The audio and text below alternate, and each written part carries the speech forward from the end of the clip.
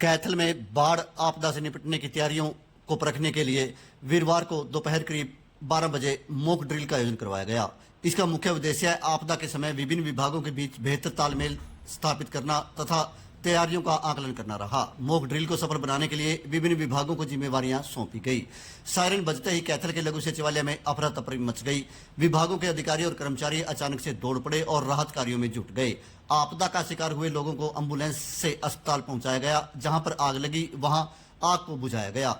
DC अपराधता ने बताया कि मॉक अभ्यास के लिए जिले में 2 मुख्य इंसिडेंट साइट निर्धारित की गई हैं, जिनमें कमेटी चौक स्थित राजकीय वरिष्ठ माध्यमिक विद्यालय तथा लघु सचिवालय का सरल केंद्र शामिल रहा। इन स्थलों पर अधिकारियों व कर्मचारियों की ड्यूटी निर्धारित करते हुए उनको सौंप दिया गया था। एडीसी डॉक्टर सुशील कुमार इस ड्रिल के ओवरऑल इंचार्ज रहे।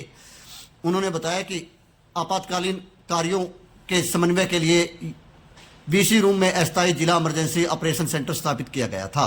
इसी प्रकार से अभ्यास मानसून पूर्व तैयारियों को मजबूत करने में अत्यंत सहायक होते हैं। मॉक ड्रिल को लेकर प्रभावित लोगों के लिए राहत शिविर भी स्थापित किए गए हैं। उन्होंने कहा कि इस मॉक ड्रिल में आपदा मित्र स्वयंसेवकों रेड क्रॉस की ड्यूटी लगाई गई थी। आज फ्लड के कारण बिल्डिंग कोलैप्स की मॉक ड्रिल हमने 2 साइट्स पे की है। एक साइट हमारा ये सरल केंद्र था, दूसरा site government senior secondary school committee चौक पे है, दूसरा वहाँ था। तो यहाँ पर क्या है कि एक कैजुअल टोटल 16 आदमियों को रेस्क्यू किया गया।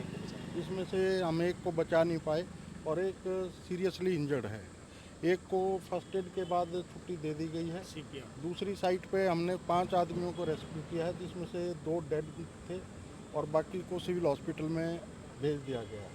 तो आज की इस मॉक ड्रिल का सरकार का जो उद्देश्य है वो इतना है कि आप लोगों को, आम जनता को ये दिखाया जा सके कि बाढ़ में ऐसी आपदा आ जाए तब आपके पास क्या क्या प्रबंध होने चाहिए। जैसे कि बिल्डिंग कोलैप्स होती है तो हमारे पास जैक, बिल्डिंग को सपोर्ट देने के लिए बांस बल्लियाँ, रस्सियाँ और तिरपाल वगैरह सारा कुछ हमने अरेंज किया था। मौके पर साइट्स पे अब भी वो सारा कुछ उपलब्ध है। पंप सेट हमने अवेलेबल कराए थे कि डी वाटरिंग में सहायता मिले। और जैसे ही सायरन बजा की आपातकाल की अधिकारियों द्वारा घोषणा की गई, सायरन बजते ही तुरंत हमारे कंट्रोल रूम हरकत में आया। उसने सारी जगह फ़ोन किए।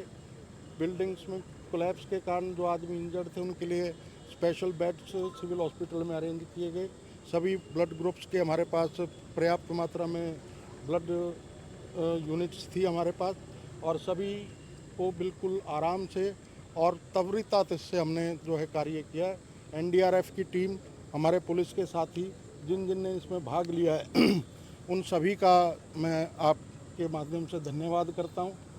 और मैं आपसे ये भी अनुरोध करूंगा कि इस जन चेतना को व्यापक रूप से आप प्रसारण दें, ताकि आम आदमी को इस प्रकार से होने वाली अवांछित अप्राकृतिक घटनाओं के विरुद्ध वो तत्परता से क्या कर सकता है, इसकी जानकारी आप लोगों के माध्यम से उन्हें उपलब्ध हो सके। सर सबसे पहले क्या कहीं ना कहीं जनता को एक मैसेज देने की कोशिश भी की जाती है कि जिला प्रशासन कितना तैयार है। ये एक अभ्यास है और ये हम इसलिए दोहराते हैं ताकि एक तो हमारी जो टीमें हैं वो तैयार रहें, दूसरा जनता हमसे इस अभ्यास को देख के ये सीख सके कि ऐसे आपातकाल में उनके द्वारा क्या तैयारियाँ की जानी चाहिए और क्या क्या उनके पास उपलब्ध होना चाहिए।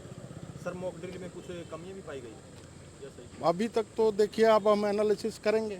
अगर कोई कमियां होंगी तो वो उजागर भी करेंगे और आप लोगों को अगर कोई कमी नज़र आई है तो उससे हमें अवगत कराएं। साहब, अक्सर देखा जाता है कुछ बिल्डिंगें बनती हैं उनमें आपात की स्थिति में कुछ ऐसे डोर नहीं बनाए जाते ताकि ऐसी स्थिति हो तो उनको बचाया जाए। खासकर फायर सेफ्टी जो सिस्टम है वो बिल्कुल कोलैप्स मिलता है हर बिल्डिंग में। देखिए, फायर सेफ्टी ऑफिसर्स को हम इंस्ट्रक्शन हैं, स्टैंडिंग इंस्ट्रक्शंस हैं सरकार की कि वो सभी बिल्डिंगों का साल भर में निरीक्षण करें और जो अग्निशामक यंत्र हैं उनकी गुणवत्ता के बारे में भी वो पूरा सटीकता से हमें विवरण दें। ठीक है।